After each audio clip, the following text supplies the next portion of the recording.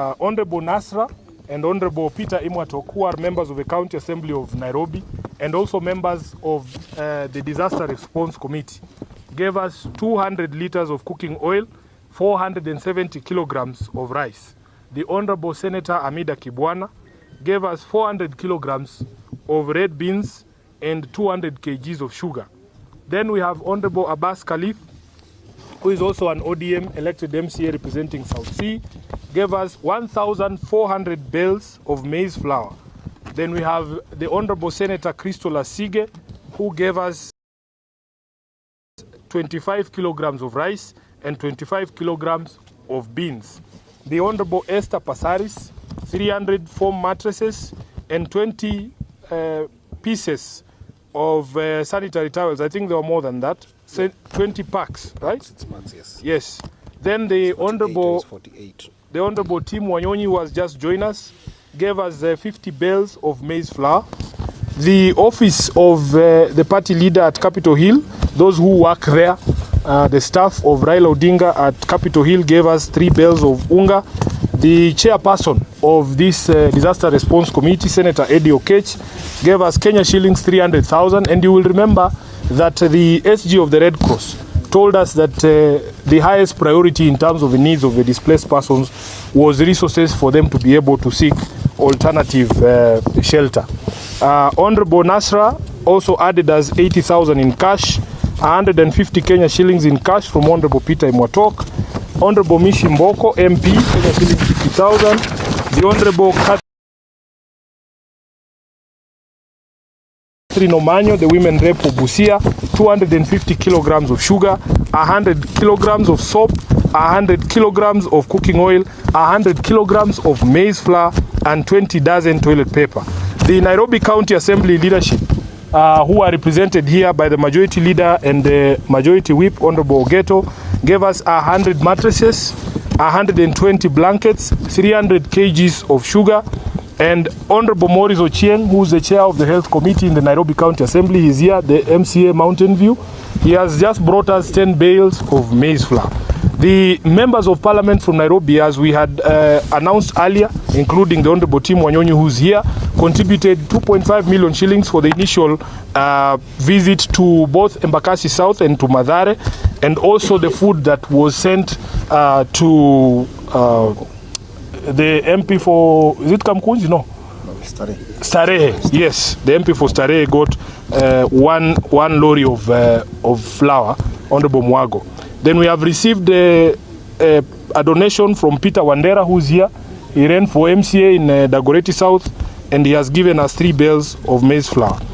Now, I want to say on behalf of the Central Committee of the party that as appreciation, we will be considering issuing certificates of appreciation. ODM always appreciates its members when they come out as strongly as they have. And in fact, in the history of this party, as far as I can remember, that certificate has only been issued once. And I will say it was issued to the Honorable Member of Parliament for Mathare. So all these people will be joining that very gracious list. And I want to take this opportunity to urge members of the party from across the country. This national office is a receiving center. So if you look at the names on this list, and I don't mean to beat our own trumpet as Nairobians, but you can see it is very heavy with contributions and donations from people in the party from Nairobi. So we want to be very clear that we have had a conversation with Honorable Raila Odinga, the party leader, and he wants these donations now to be mobilized at county branch level, that we will be ranking the counties regarding how much, depending on how much they have given us. As we have just read these names and the contributions out, Nairobi is by far the leading county in terms of donations to this very wonderful cause, followed by Migori and Mombasa County, where Mishi Mboko comes from. So we want to urge the other counties that now this food distribution or food donations will be mobilized through the ODM county offices And we want to see convoys being flagged off from all these other counties. We want to see a convoy from Homa Bay, a convoy from Kilifi, another one from Kakamega. This headquarters is a receiving center and a distribution center. So we will be letting you know how that goes. But so far, we are very grateful for everyone who has donated towards this very noble cause. At this particular juncture, allow me to welcome the chairperson of the Disaster Response Committee, who is also going to touch on the next steps in terms of the distribution network. And then you will be welcome to see the donations you have received. We are very open and transparent. We have encouraged in-kind donations. And that is why you will see our stores continue to be full with some of these items that we have read out here. Honorable Okech, you can now take over. Thank you.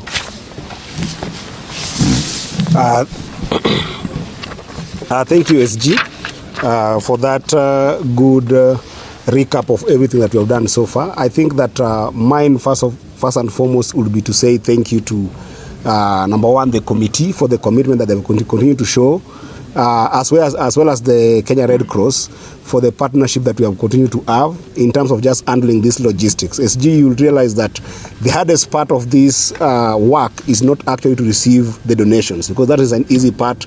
We have had amazing ODM members in terms of youth and women who have actually been able to volunteer in this center to be able to help us receive and pack and package all the donations that we'll be able to receive. And I also want to thank them so much. The gentlemen you are seeing here, the young people you are seeing here, the women you are seeing here have been helping us in terms of managing our stores here. But the hardest part has been logistical challenges to go to the grassroots. And that's where Kenya Red Cross has really been able to help us, as well as the committee, to be able to figure out that. And one of the reasons why we are devolving the reception of different donations to different offices in the grassroots, the ODM offices in the grassroots, is because we are realizing that our stores are actually small, and we cannot be able to sustain holding food here for long, and also just holding other donations alongside.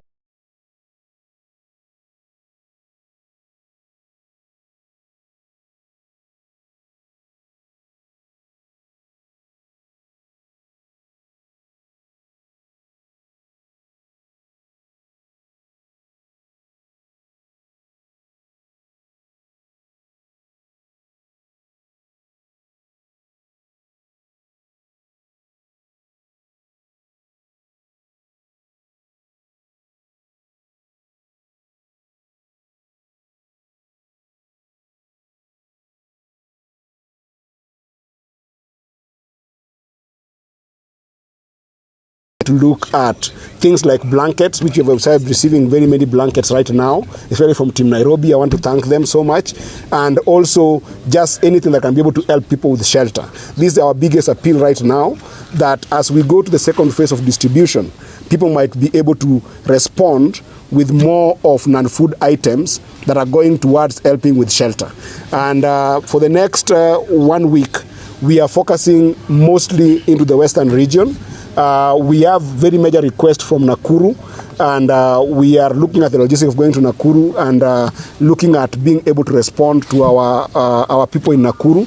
But then we also have a solid focus on Teso that we are looking at going to as the next destination of distribution.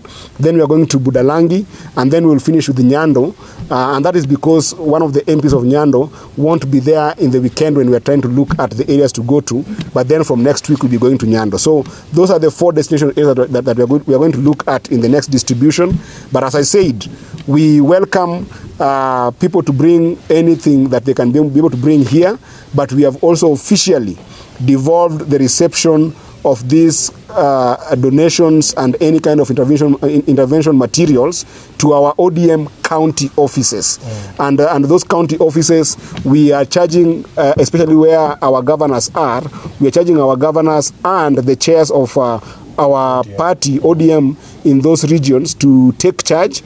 Our committee will be coordinating with them. But for those counties that we don't have our governors, the point persons there become our chairperson of the county. So it's not in the constituencies, but it is in the counties, and we'll be coordinating with them. I thank you so much. Yeah. Unless there's any question. Okay. Yeah.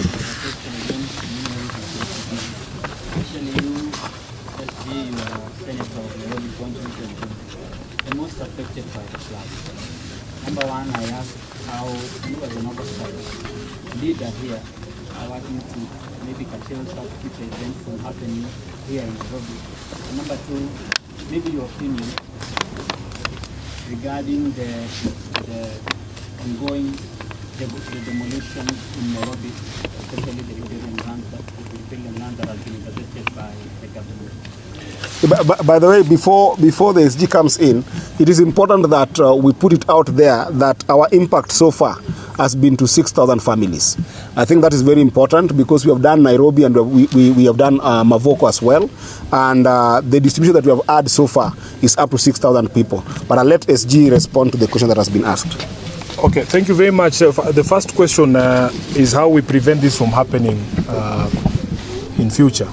We want to say that nothing beats preparedness. We must be prepared for these things because you can see even the forecast is that these rains will continue, and because of changing climatic patterns, we expect that the weather events that used to be extreme, that were stretched out, maybe would happen once in 20, 50 years, are now happening with greater regularity. So as the management of a city, and not just Nairobi, all across the country, there has to be now factored in the fact of climate change and unusual weather patterns and unusual rains, so that you prepare the people for such events. Number two, in terms of settlements along the riparian areas, the people of Nairobi are very cooperative. In fact, nobody wants to stay in the way or in a place that is dangerous to them. They are pushed mostly by the poverty levels and the economic situation that our people find themselves in. So there has been great cooperation. Initially, we were told that the riparian area would be cleared up to 15 meters of the high water line. But unfortunately, we have seen demolitions that are being carried out up to 30, 35 meters from the high water line. So what is happening is that there are some crooked elements within Nairobi and within the state that have taken advantage of this disaster to now settle scores. I've seen people demolishing schools that are nowhere near riparian areas. So we want the government, first of all, to tell us with certainty what is the distance that Nairobians must keep from the high water line. Is it 15? Is it 30? Is it 35? So that people do not, crooked elements do not take advantage of that. And we want to condemn in the strongest terms possible all of those who are taking advantage of this to essentially perpetuate a land grab in Nairobi. And because riparian areas are under the management of the county government, these are answers we will be demanding from Sakaja himself. So as your senator, that is exactly what I'm going to do. Immediately he's back from the US. I know he's in the US with the president. After he has visited Atlanta and the other nice places, we want him to come back to Mathare and tell us where the riparian lands are. Sawa sawa. Swali ingine? And I think I wanted to emphasize also that as a party in this intervention, we seriously hold the view that protecting riparian land cannot overshadow the idea of survival for those people who are there. If we are going to do demolitions, we hold the view that at least the government must clearly be able to develop alternative temporary shelter for those people who are affected, so that before you actually demolish, you can be able to, first of all, be able to accommodate them in a temporary structure. And even if there is cash for shelter, the way the government had said, let it be realistic, because even the 10,000 that is being said is not sufficient. And this is not according to us. This is according to experts, including Red Cross, that have actually diagnosed this problem and said that it's not sufficient to give families that are staying in Nairobi 10,000. We need to give them, actually, at the very least, 20,000 and above. So the alternative shelter is what we're advocating for before you actually be able to demolish anything. Yeah, I think one of the last things to say about that is that you can see here the leadership of Nairobi. You can see MCAs drawn from various constituencies, wards. The member of parliament is from Westlands is here. We can confirm that up to today, the 10,000 shillings that was promised by William Ruto has not arrived for our people. I think it was part of the money that was used to hire that private jet to go to the US. Any other question? Yes, Sydney. Now that you mentioned that private jet. No. Can you focus now? On food, focus on food. Yeah, the focus is there. Do you believe that some of the contingency team that has gone there, that money could be used Sydney, I want you to focus on the work that brought us here. Is there any other question other than Sydney's question on? Another question. Yes. This is not to water down the noble cause that ODM is doing to the flood victims, but this is in regard to issues about resources. About? Resources, the sharing of it. There has been a new glamour for a one man, one vote, one shilling. So I don't know if it's something that... That one you ask Gachagua. Don't ask us. What do you make of such? What I know as a senator is that counties continue to suffer. And in fact, some of the criticism that has been directed to counties in their response is that the law requires them to set aside 2%.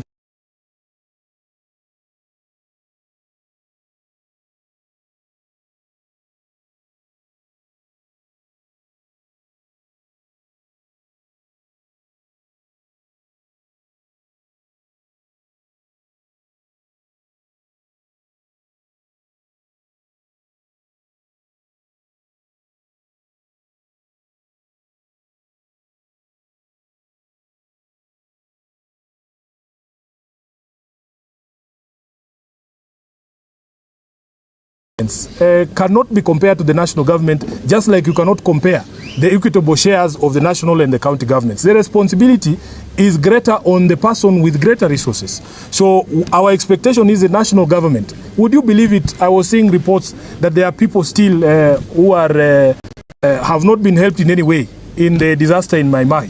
Up to today, even after the president himself visited there, even after the deputy president went there with that formula you were telling us about, nothing has happened. So we want to urge national government, first of all, come through on the promises you made publicly.